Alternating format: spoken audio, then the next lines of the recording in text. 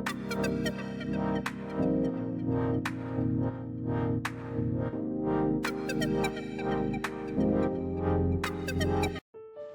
pagi, Shalom jemaat yang diberkati Tuhan.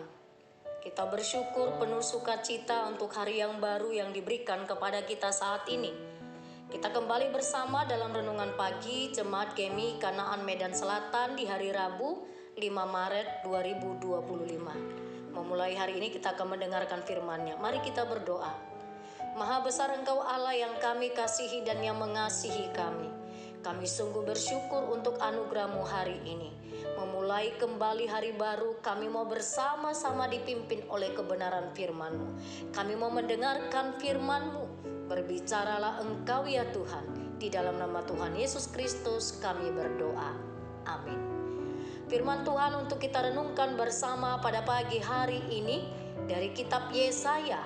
Yesaya pasalnya yang ke-31 ayat 4 sampai ayat yang ke-9. Yesaya pasal 31 ayat 4 sampai 9. Saya membaca hanya di ayat yang ke-6. Demikian firman Tuhan. Kembalilah hai orang Israel kepada Dia, maksudnya kepada Allah, kepada Dia yang sudah kamu tinggalkan jauh-jauh. Amin. Tetaplah setia kepada Allah. Itu yang menjadi tema firman Tuhan bagi kita pada pagi hari ini. Jemaat yang diberkati Tuhan, jika kita berefleksi, kira-kira hal-hal apa yang sering sekali membuat kita menjadi jauh dari Tuhan? Hal-hal apa saja yang menggoda kita untuk membuat kita jauh dari Tuhan? Mungkin kita punya konsep yang berbeda, tapi saya mencoba membagi 3 hal besar. Yang pertama, godaan terbesar bagi kita adalah berhala. Kalau di zaman dahulu, berhala itu biasanya orang akan menyembah pohon-pohon besar, orang akan menyembah patung-patung atau roh-roh. Jemaat terkasih, tapi hari ini berhala dapat dalam bentuk yang berbeda. Bisa saja materi kita menjadi kita berhalakan. Atau kesibukan kita jadi kita berhalakan. Menganggap itu lebih penting, itu lebih utama, dan itu menghambat kita datang kepada Tuhan. Berkat sepanjang kita gunakan dengan benar, tidaklah salah. Tetapi ketika berkat atau kekayaan mengikat kita dan menarik kita menjauh dari Tuhan, itu sudah dalam konteks kita jadikan berhala.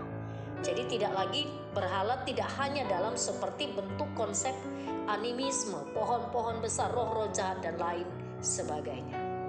Lalu godaan yang terbesar juga materialisme.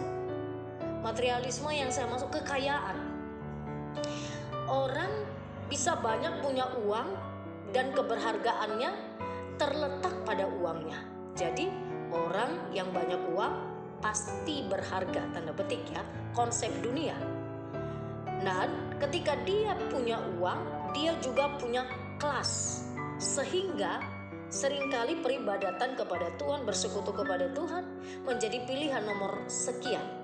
Jadi materialisme bisa menjerumuskan kita, kekayaan bisa menjerumuskan seseorang, sekali lagi mengikatkan diri kepadanya sehingga menjauhkan dia dari Tuhan. Lalu godaan atau ancaman berikutnya hedonisme. Hedonisme itu gaya hidup yang menjadikan kenikmatan hidup ini menjadi tujuan tertinggi. Jadi kenikmatan menjadi tujuan yang penting, membahagiakan diriku, yang penting kenikmatan bagiku, tidak mau peduli apakah orang lain kita menjadi bahagian kita atau tanggung jawab kita, tidak peduli. Yang penting diriku, diri saya bahagia, diriku harus kuapresiasi melebihi dari batas-batas yang ditentukan. Jadi hedonisme menjadi sebuah gaya hidup.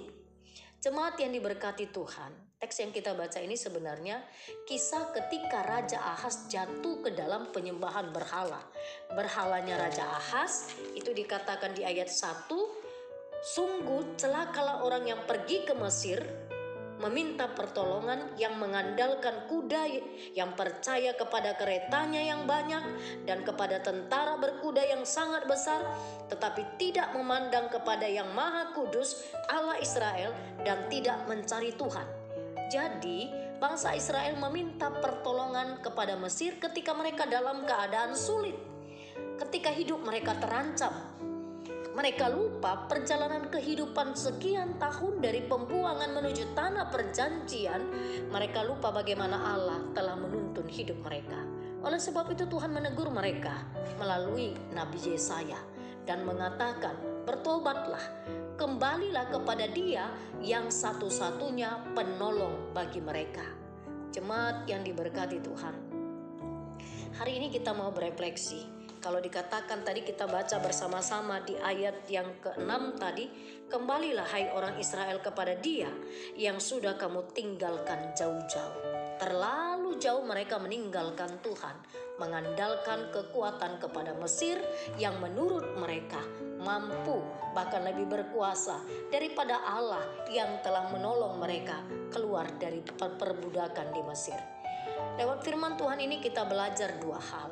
Jemaat terkasih, jangan-jangan pada saat sekarang ini kita sedang menjadikan atau menciptakan tanda petik Mesir yang baru dalam hidup kita. Mesir yang baru yang kita taruh untuk mengandalkan kekuatan kita kepadanya. Apa itu? Bisa saja juga pencapaian bisnis yang kita terima. Bisa saja kemewahan, bisa saja materi, jabatan dan lain sebagainya. Hati-hati jemaat yang diberkati Tuhan. Tuhan katakan pada bagian ini, celakalah. Celakalah orang yang menaruh kekuatannya kepada Mesir. Jadi hati-hati. Jangan sampai ada Mesir yang baru dalam hidup kita di zaman sekarang ini.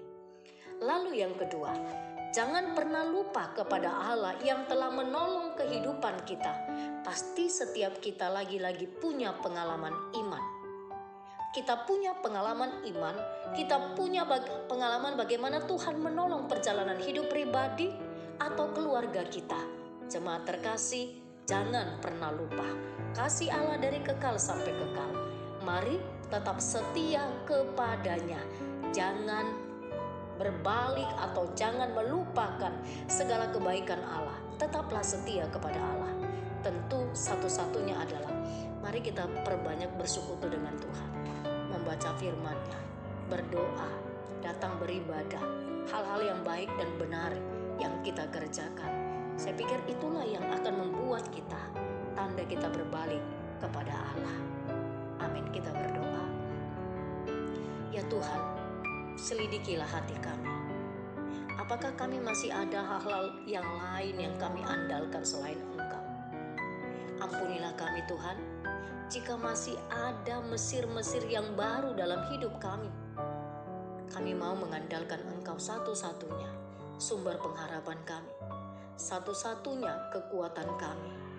Tidak ada yang lain. Tolong kami menghidupi kebenaran firman-Mu Tuhan. Sepanjang hari ini segala aktivitas kami serahkan kepadamu. Tuhan, tolonglah kami agar setiap yang kami pikirkan, yang kami kerjakan, biarlah itu seturut dengan kehendak Tuhan dan Engkau membuatnya berhasil. Anak-anak kami terus kami serahkan ke dalam tangan kasih-Mu. Kau berkatilah anak-anak kami sepanjang hari ini. Biarlah tetap ada di dalam pemeliharaan Tuhan. Kami bawa terus jemaat Tuhan yang mengalami kelemahan tubuh. Bapa yang di sorga, kami bawa agar Engkau yang menuntun dan memberkati mereka. Kami bawa kepadamu Amang Ramses Tampu Bolon, juga Amang Manurung, yang pada saat ini dalam keadaan sakit.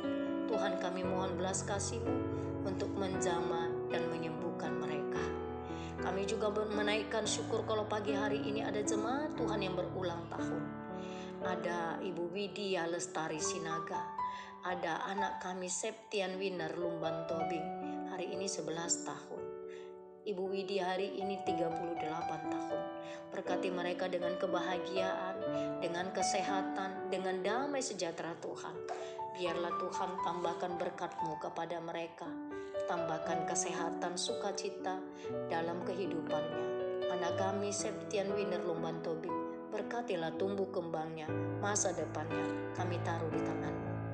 Bapa terkasih, kami bawa juga para jemaat Tuhan yang telah Tuhan anugerahkan usia yang indah. Seiring dengan panjang umur yang Tuhan berikan, tambahkan jugalah kesehatan yang cukup kepada mereka. Terima kasih Bapa. Terpujilah Engkau, di dalam nama Tuhan Yesus Kristus kami berdoa. Amin. Shalom jemaat terkasih, Tuhan Yesus memberkati.